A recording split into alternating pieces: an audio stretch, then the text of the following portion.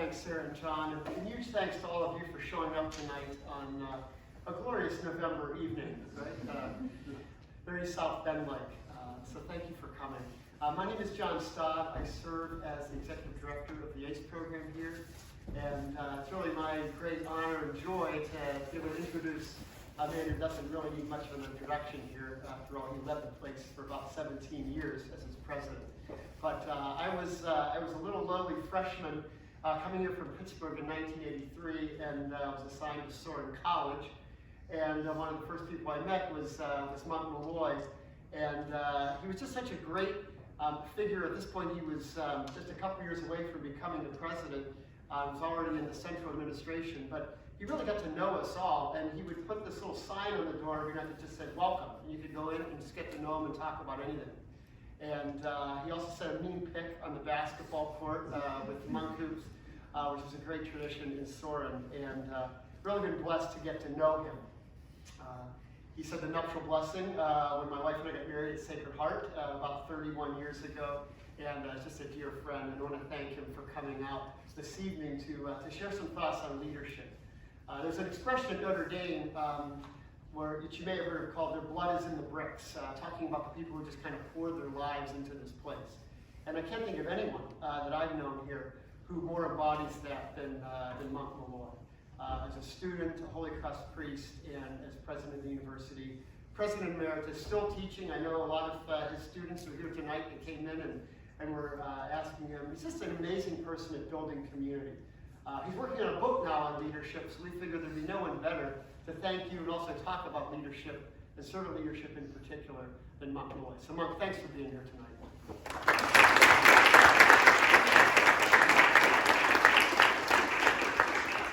It was really 18 years, John. Sorry. I was in a hotel room in Washington, D.C. I'd been at a meeting of higher education people, and I just about gotten to sleep, and I got a phone call. And it was from someone in the student affairs operation. And they said the women's swim team was just in an accident in a blizzard, and 2 have been killed, and 18 have been injured. And you need to come back as soon as you can. I was already scheduled to leave the next morning, but I couldn't get back any earlier. So I was lying in bed, and I was trying to think, now, what should I do when I go back? And I had a conversation with the president of the University of Florida. They had had 3 women students murdered. And the whole campus was threatening to leave. There's 40,000 students. They were all going to close down the campus. And he talked to me about how they handled that very difficult crisis situation. And a series of things that we should do. And I was thinking about those. When I got to the airport, it turned out that the head of the police security operation was on the same plane back. And when we arrived, there was a car to greet us. We went out to the accident site. We were able to see everything up close and personal. Then went to the health center, tried to console some of the family members who were there already. Went down to Memorial Hospital. Haley Scott, later Haley Scott DeMaria was there. They were predicting she'd be paralyzed for life. Many of you would know the story. She came back and swam again, is now married, has a son here at Notre Dame. I've used her book in my class on a number of occasions. But that was one example of what leadership is about. The unexpected, the tragic, a situation that nobody can really have brilliant ideas about how to handle, but you learn from the experience of others. The same thing happened on 9/11/01. I was in my office, my assistant came in, turned the TV on, we watched the planes hit the World Trade Center buildings. Virginia, didn't see, of course, there's no image in Pennsylvania. And then began to think, what can we do? We suspected we had a lot of Notre Dame parents that would be killed. We wanted to make sure that we mobilized the faculty and the rectors and the hall staffs to be present to students. And then we began to analyze all the other steps that we needed to take. And it was really a group effort. So the role that I played was to try to oversee the activity of everybody else. And then we had a mass with 10,000 people in the South Quad, which everybody who was there remembers to this day. It was Notre Dame at its best, but it was the sharing of leadership responsibility across the whole campus that I remember most vividly. Then there was the time the NCAA gave us our first major penalty. And we could have argued that it was a minor major, that we didn't know about it, that we reported it, that we had taken some aggressive steps to make sure it didn't happen again. But it was still a penalty, and of course, because it was Notre Dame, it received a lot of attention. And so we began to strategize, what role should I play? And so there were every kind of media you can think of that wanted to come, and I was going to be the representative. So for 3.5 to 4 hours in 15-minute segments, I made a presentation and answered questions. And I found out that by apologizing, not trying to whitewash the situation, not trying to pretend like nothing happened, and by assuring the broader population that Notre Dame still stood by the highest values, that pretty soon it disappeared as an issue. And in my time as a leader, I never again was asked about that particular event, because I think we were able collectively to respond properly. Now, all of that only happens once in a while, thank God. Father Jenkins had to deal with COVID and made that brilliant decision to stay open. And he had to deal with this proposal to surround the football stadium with all kinds of buildings. Received a lot of criticism. And now everybody thinks it was a brilliant ploy to be able to magnify how much we could get done in a limited amount of space. So if you're a leader, there's a lot of things that you need to be able to focus on. Let me just say a little bit about myself. I came from a high school educated family. My parents didn't have the resources to go to college, although they were always interested in learning and promoting the learning of myself and my two sisters. I went to a high school where I was elected student body president, and I was a co-captain of the national championship basketball team. So that was the beginning of leadership. And I got into leadership because somebody encouraged me to do so. Maybe if they had said, we think you have the capacity, I never would have. And then when I came to Notre Dame, eventually I became hall president in Baden Hall. And it was a great opportunity to try and do something on behalf of my fellow students in that particular year. When I went into seminary, I had a few responsibilities that I was elected to. And then I joined the faculty, and I wasn't planning someday to be president of Notre Dame. I was simply planning to be a great teacher and to be able to live in a dorm and exercise what I think is the charism of the Congregation of Holy Cross, which is to do a lot of things as well as you can. And that's what we do. We live in dorms, we teach, we administer, we try and serve in various pastoral roles. And there's no guarantee that what we do is going to be effective, but we try to review how we're doing periodically. And in the end, hopefully, it's going to do some good. When I was elected president, I was going to take over for maybe the most celebrated president in contemporary American higher education, Father Ted Hesburgh. 35 years, served presidents and popes, led Notre Dame into a new level of possibility for its future. And so people kept saying to me, what's it like to take over for a legend? And I go, I don't know, I'm going to find out. And so Ted said to me, 2 bits of advice. Take care of your mother, because she won't be with you forever. My father had already died. And I did that. And be yourself. He said, that's the best thing you can do. Don't try and imitate me, but do what you do. Take your interests, build on what I've established. And that's what I tried to do. We wanted to become more coeducational. We wanted to become more diverse. We wanted to become more international.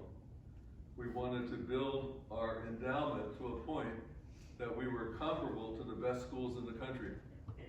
We wanted to be a good citizen for the community surrounding us. We wanted to make sure that our teaching in all levels was at the very top of excellence.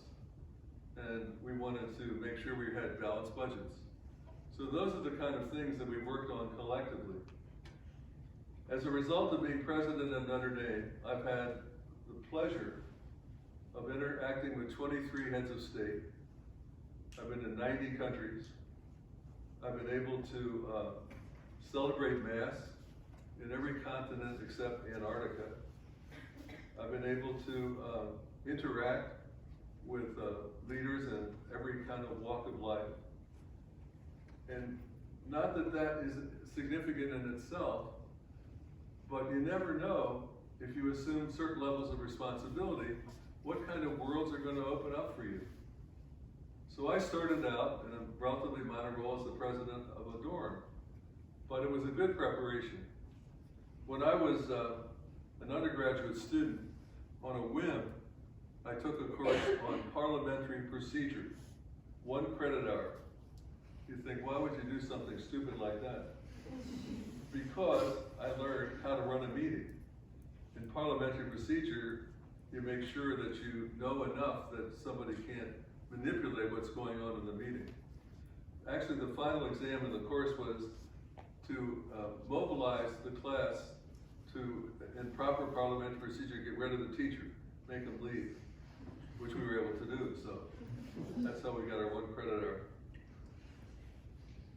One of the questions that gets asked about leadership is it born or learned? Do some people have a native gift? Or is it something that, no matter what your background or set of circumstances, that you can learn along the way? I guess my answer would be it's a bit of both. I think some people are more energetic. They have a personality type that inclines them to play that kind of role. But people in leadership positions don't have to be eloquent. They don't have to be handsome or beautiful. They don't have to have any particular appearance, because I've met wonderful leaders who would display the cross-section of humanity. But they do need to be focused, intent, and believable. I'm presently leading the search for a president of another university. And we've eliminated most of the candidates, many good candidates. And today, if you want to be a leader of a modern university, you have to be able to deal with diversity. You have to be able to be upfront when it comes to issues and financial realities. You need to be able to assemble a great team and use them in an integrated fashion. You cannot be a kind of tyrant. You cannot be somebody who hogs the spotlight. You have to be somebody that's open, that tries to bring out the best in other people. If I were to summarize what I think is the heart of leadership, it's people, people, people. Budgets, 10-year plans, all the kinds of things that you have to do inevitably. Relationship with the various boards, like the Board of Trustees here, or other boards in for-profit and not-for-profit institutions. Those are important in their own right. But attracting good people to work with you, motivating them, evaluating them, rewarding them, are all important to keep a cohesive sense that you're all in that together. So when the crises like the ones I mentioned at the beginning take place, you can have confidence that everybody else is going to carry their particular part of the overall responsibility. And that's borne out in my own experience. I've had 6 people from my administration go on to be presidents of other institutions. And a number of others could have done that if that was their career goal. So whatever you do with the team, members of the team have potential, and only one person can replace you. And so, in a sense, you're preparing them for leadership in the broader agenda. One of the great things in my experience has been the kind of people who are mainly Notre Dame graduates who now serve on the Board of Trustees and the various advisory councils. These are really important positions. When Father Ted instituted a primarily lay Board of Trustees with a protective mechanism called the Board of Fellows for the Catholic nature of the institution, it was a work of genius because we were able to attract the lay graduates, men and women of distinction, who've been able to carry Notre Dame to the next level of development. One of my goals as a teacher and as a person living in a dorm is to try and motivate and encourage people like yourselves to continue to be leaders in the next stages of your life. It's amazing to me the kind of things that Notre Dame graduates have achieved. I told this story in my class yesterday or the day before. At the beginning of last semester, I had somebody knock on my door with his wife, and he told me that he had been from Latin America and he had taken my seminar. It was the first time he was introduced to good literature, and he had to write a lot of papers, and he got into that and enjoyed it. And he told me that 2 years ago he won the Pulitzer Prize for criticism. And so I have another one of my students who's published 12 novels, all of which have been quite successful. Other people have been in various levels of leadership in government, in the military, in for-profit companies, and in not-for-profit operations. So how are you going to get there? You got to want it, for one. You've got to be disciplined and decide what particular area is appropriate for yourself. And then you have to build a portfolio of levels of responsibility that give you credibility to be chosen for the next level of responsibility. So, I hope that this generation of Notre Dame students can be agents of transformation. Our nation and our world need it. If you see the gridlock that we suffer under, if you see the hostility that exists in political quarters today, if you recognize the great discrepancy we see in this country and in the world between the rich and the poor, the haves and the have-nots, when you see the huge refugee population, which is growing larger with each passing day, when you see the military conflicts and threats of military conflicts, there's plenty of issues to go around. There's plenty of things to get involved in. There are many things to become more knowledgeable about. So I guess my plea to you is you've already established yourselves as leaders in one aspect of Notre Dame life. Build on that. Take advantage of summer opportunities, graduate education. Take the extra step, and don't be afraid of the consequences. Sometimes leaders need thick skins. I used to meet with the incoming student body president and staff, and I said, you need to lay out what you think you want to achieve during your 4-year term, because the next group coming along is going to run against what you didn't do or what they think you didn't do. So you have to have an idea what success looks like. And if you have that, and if you see some levels of achievement, it's a great motivator for going forward. I said I would have a few moments for questions, so let's, because I want to keep this so you get more interaction among yourselves. So how about a few questions from the group here about leadership and your experience of it and what you think the challenges would be going forward. And I'm used to running seminars, so I could go row by row. Are you going to ask me a question? See what happened? You put your hands to your face. Yeah. Go ahead. I guess when you were what was the best advice you received? When I was in the 4th, 5th, and 6th grade, I had the same teacher, and it was a religious sister. And she convinced me and a couple of other guys that she kind of identified as having potential, that we had a great opportunity in education to take on a new set of possibilities in our lives.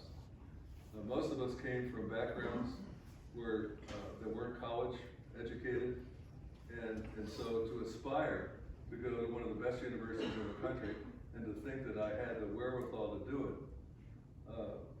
was very attributable to the role that she played, and that later on in high school, other people played in encouraging me, motivating me, and preparing the way. And that's what I think one of the roles that teachers play, counselors and guides as well. Yes? You, ask me a question. What would you say is the one thing that you wish you did while you were president? That I wish I did? Yeah. I wish when I was president that I could speak 5 languages. I've studied a lot of languages, but the closest I would be is Spanish, but I'm not really fluent. And if I had to live my life all over again, I'd like to be fluent in English, Spanish, Arabic, Mandarin Chinese, and another language or 2. And if you could function in those, I'd get you a job tomorrow. And all kinds of possibilities would open up. One of the things about American students is that English is the functional language in much of the world. So when you travel, you can get by with English. But if you really want to get into another culture and you want to negotiate the world as we know it, then learning another language is, I think, critical. So if I had to live my life over again, that's what I would do. That's one of the things I would do. How about you? Yeah, that's nobody else who goes to class. Me? Not me. What would you say inspires you to stand firm in your beliefs? Like, in order to keep your standards high, you need to keep your roots deep. So, like, what do you think inspires you to keep your roots deep? You know, it's really interesting to be a priest president of Notre Dame, because some of the most critical things that I was responsible for doing revolved around the Mass, or prayer, or a pastoral role of counseling and support. And I'm not trying to argue that leaders should be clerics as such, but because I was representing a value system and a religious heritage, a lot of people gave me the leeway I might not have had otherwise. It's amazing to me how many governors, senators, presidents of countries have opened up to me because they didn't think I was going to write a book about them. You know, I sat, you sit at a dice at a big event, and the person next to me is the main speaker, but the other people are all just distracted. Like I had this one guy, should I run for that? Yeah, what do you think? I'm going, I don't know, talk about it. I mean, I've had those experiences so often that it's a reminder that if you look like you stand under high values, and that you're reliable and trustworthy, then a lot of people are looking for opportunities to share their life with you, and to maybe as part of that process to make good decisions. So I think the values that you represent, you know, we're all aware of our limitations and weakness and sinfulness, but the values themselves, I think, are really necessary in this kind of a world. And I've told this story before in homilies, but we had a Notre Dame student who was pre-med, went to Harvard Medical School, and then went to Johns Hopkins Medical School, and then was a major research professor at Harvard. And it turned out that he cheated his way through Notre Dame, cheated his way through Johns Hopkins, and cheated his way in his research at Harvard, and got caught. And he said, I regret every moment that people expected that I was going to be reliable and trustworthy, and I wasn't. I never was. And for me, that's an example of opportunities wasted, of people that were not fulfilling the promise that they had when they started their educational experience. And I think that's why it's really important to be reflective about what values you want to live by, what kind of people you want to be surrounded by, what kind of issues you want to take on. Because if you do that, then I think it makes everything more feasible for the future. How about that guy back there? All right, go ahead. Sure. As a leader, how do you respond to criticism, rebuild trust, and then move forward? That's a really good question. A lot depends on what the problem has been. I'm going to be really honest. It's hard, in some ways it's hard to be a priest because of the sex abuse crisis. Because some people that don't know you are more suspicious instinctively because of what some people did. It's like, there's a huge problem with, behavior of people that served in the military, who retired, have had all kinds of mental issues as a result. And so you don't want that to represent the respect that we have for military in general. And you can go through various professions like that. I think what all of us have to do is live our life to the full and try to represent the best of what that particular status in society leads to, and then try to overcome what other people have misdone, so that the future people holding that same role can have greater credibility. It's really hard to be university president today because of the litigious nature of society and the internet. And so presidents have gone to jail, have been fired after 1 year, have had a very difficult time building a coalition within their own institution. And so I think if you look around, and your generation tends to be suspicious by most reports of people in leadership positions across the board. And so I think it's incumbent upon all of us as leaders in whatever walk of life to try to be faithful to what we said we would do, and hopefully to find other people doing the same and rebuilding a sense of trust upon the next generation of people. I think we do one more and then I think there'll be a sit down. Yes? What are some things that you wish people would ask or consider before taking a leadership position? I think people who are not self-aware, that some people, there are people who want to be leaders because they want their ego to be satisfied, right? Or they want to become wealthy, or they want to become powerful for its own sake. I think we can have misguided reasons for wanting to become leaders. But for people that are genuine about a desire to make a difference and to help, then it's a question of self-knowledge. What are your strengths? What are your limitations?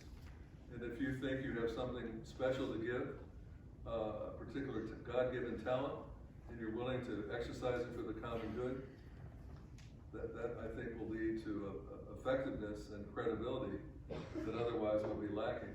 And then I think it's important to receive good advice from trusted others. I think sometimes people go into situations without kind of alone, without people to give them good feedback right from the start. And then there are wonderful leadership training programs that are available for people in different walks of life. So taking full advantage of those as well. So anyway, to finish, I congratulate, I'm honored to be in the company of such distinguished leaders here. So maybe you have stuff to teach me more than I have to teach you.